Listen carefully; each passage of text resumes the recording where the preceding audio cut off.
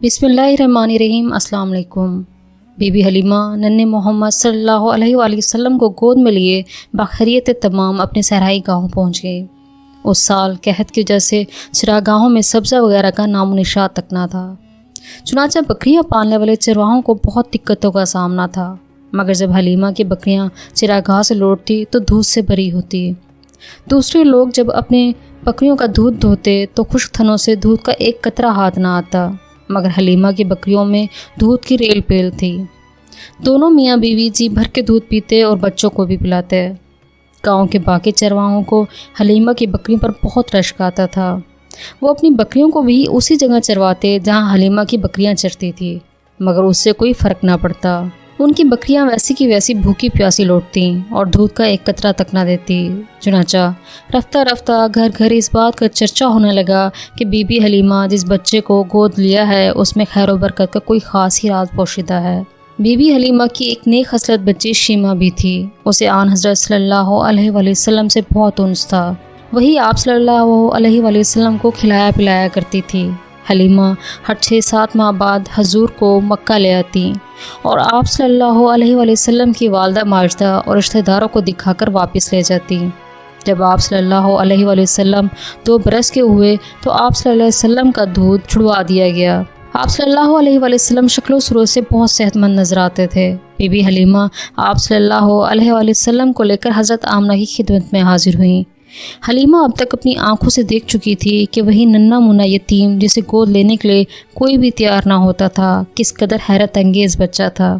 انہیں آپ صلی اللہ علیہ وآلہ وسلم سے بے پناہ محبت تھی، اس لیے وہ آپ کو کچھ عرصہ اور اپنے ہاں رکھنا چاہتی تھی۔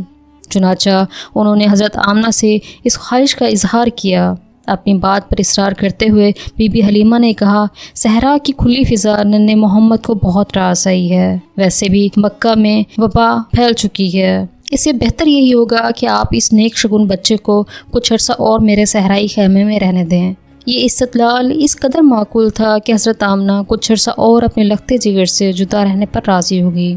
چنانچہ حضور صلی اللہ علیہ وآلہ وسلم کچھ اور مدت کے لیے حلیمہ کی تحویل میں دے دیے گئے۔ جو آپ صلی اللہ علیہ وسلم بڑے ہوتے گئے، آپ صلی اللہ علیہ وآلہ وسلم اپنے دودھ والے بھائیوں کے ساتھ اکثر بکریاں چرانے نکل جایا کرتے تھے۔ بکریاں چرانے اور غلہ بانی کی ابتدائی تجربے کے علاوہ آن حضور صلی اللہ علیہ وآلہ وسلم کو بعد کی زندگی میں بھی اس دلچسپ اور مفید شغل کا موقع ملتا رہا۔ چنانچہ آپ صلی اللہ علیہ وآلہ وسلم کئی سال تک اپنے خاندان اور مکے کے بعض دیگر اشخاص کی بکریاں چراتے رہے۔ غلہ پانی کے دوران آپ صلی اللہ علیہ وآلہ وسلم کو کائنات اور زندگی پر غور کرنے کے مواقع ملتے رہے۔ آپ صلی اللہ علیہ وآلہ وسلم نے اپنے اس تجربے کا ذکر بڑے فخر سے کرتے اور اس پر اللہ تعالیٰ کا شکر ادا کرتے تھے۔ جب آپ صلی اللہ علیہ وآلہ وسلم 5 برس کے ہوئے تو بی بی حلیمہ نے سوچا کہ اب آپ صلی اللہ علیہ وآلہ وسلم کو اپنی والدہ کے پاس لوٹا دینا چاہیے۔ چنانچہ وہ آپ صلی اللہ علیہ وآلہ وسلم کو لے کر مکہ چلی گئیں۔ اتفاق سے آپ صلی اللہ علیہ وآلہ وسلم ان سے چھوٹ کر لوگوں کی بھیڑ بھاڑ میں کھو گئے۔ حلیمہ کے پاؤں تلے سے زمین نکل گئی۔ انہوں نے بہت تلاش کیا مگر آپ صلی اللہ علیہ وسلم کا کوئی سراغ نہ ملا۔ تھک ہار کر وہ روتی چلاتی آپ صلی اللہ علیہ وآلہ وسلم کے دادا سردار عبدالمطلب کے پاس آئی اور انہیں سارا واقعہ کہہ سنایا۔ عبدالمطلب سخت پریشان ہوئے اور آپ صلی اللہ علیہ وآلہ وسلم کے مل جانے کی دعائیں کرتے ہوئے سیدھا خانہ کعبہ جا پہنچے۔ ابھی وہاں کھڑے ہی تھے کہ ورقہ بن نوفل اور قریش کے ایک اور نوجوان ملے۔ وہ حضور صلی اللہ علیہ وسلم کو اٹھائے ہوئے تھے۔ انہوں نے بتایا کہ ننھا محمد انہیں مکہ کی پہاڑیوں میں ملا تھا۔ عبدالمطلب نے دونوں نوجوانوں کا شکریہ ادا کیا۔ آپ نے حضور صلی اللہ علیہ وسلم کو کندھے پر بٹھا لیا، خانہ کعبہ کے گرد چکر لگانے لگے اور اپنے پوتے کے لیے دعائیں مانگتے رہے۔ اس کے بعد انہوں نے آپ صلی اللہ علیہ وسلم کو اپنی والدہ کے ہاں بھجوا دیا۔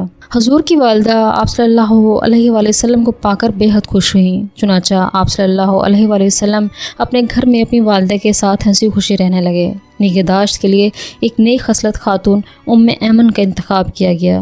آپ صلی اللہ علیہ وآلہ وسلم تقریباً 6 برس کے تھے جب آپ صلی اللہ علیہ وآلہ وسلم کی والدہ نے سوچا کہ مدینہ لے جا کر آپ کو اپنے ماموں سے ملایا جائے اور اپنے والد ماجد کی قبر بھی دکھائی جائے۔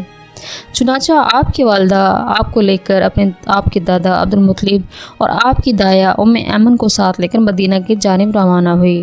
مدینہ میں ان لوگوں نے 1 ماہ قیام کیا۔ آپ صلی اللہ علیہ وآلہ وسلم نے وہاں وہ مکان بھی دیکھا جس میں آپ کے والد محترم کا انتقال ہوا تھا۔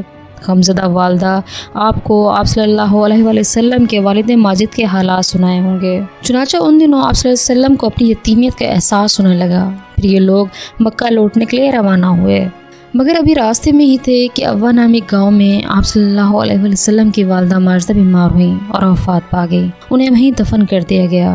محمد صلی اللہ علیہ وآلہ وسلم پیاری والدہ کی اچانک وفات پر آپ دیدہ ہو گئے۔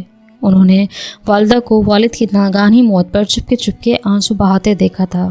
اب جب آپ صلی اللہ علیہ وآلہ وسلم کی والدہ بھی آپ کو تنہا چھوڑ کر دنیا سے رخصت ہو گئیں تو یتیمی کا پورا بوجھ آپ کے نازک کندھوں پر آ پڑا۔ آپ بے حد افسردہ خاطر ہوئے۔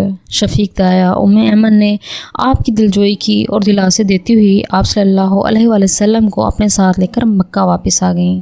اگرچہ اس سفر میں مدینہ میں آپ کا قیام بے حد مختصر تھا، تاہم پھر بھی کئی باتیں آپ صلی اللہ علیہ وآلہ وسلم کے حافظے میں جوں کی توں محفوظ رہ گئیں۔ چنانچہ کئی سال بعد جب مدینہ سے گزرے تو ایک مکان کی طرف دیکھ کر فرمایا، اسی مکان میں میری والدہ نے قیام کیا تھا۔ ایک تالاب کی طرف اشارہ کر کے فرمایا، یہی وہ تالاب ہے جس میں نے تیراکی سیکھی۔ ایک میدان کو دیکھا تو فرمایا، یہی وہ میدان ہے جہاں میں ننھی انیسہ کے ساتھ کھیلا کرتا تھا۔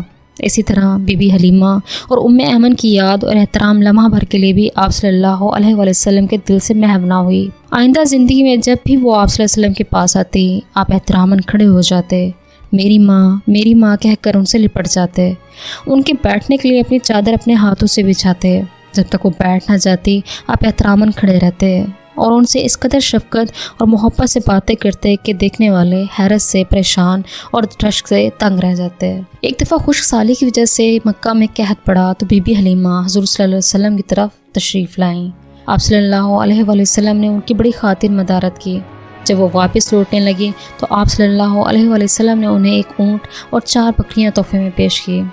ایک مرتبہ حلیمہ بی بی کی بیٹی شیمہ جو کہ آپ کی رضائی بہن تھی، چند اور جنگی قیدیوں کے ساتھ آپ صلی اللہ علیہ وآلہ وسلم کے سامنے پیش کی گئیں۔ آپ صلی اللہ علیہ وآلہ وسلم نے ان سے بڑی شفقت اور احترام سے بات کی اور ان کی خواہش کے مطابق انہیں فوراً ان کے قبیلے واپس بھجوا دیا۔